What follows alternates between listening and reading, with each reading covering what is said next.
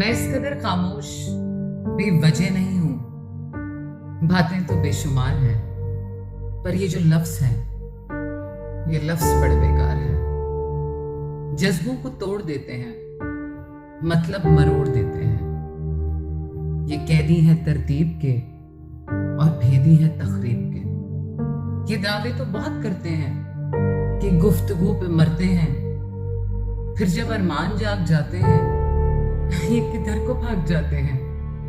मचा के शोर रोज़े महशर सा ये बैठ मानिंद समंदर की झाग जाते हैं। ठीक कहते हैं जो इन्हें तलवार कहते हैं, फसादी कातिल और नाहनजार कहते हैं।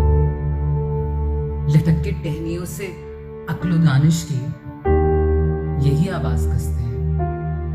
मोहब्बत करने वालों पे यही सफाक हंसते हैं। लहजों को कोसने वाले गलत इल्जाम धरते हैं। छुप छुप की शरारत यही बदमाश करते हैं।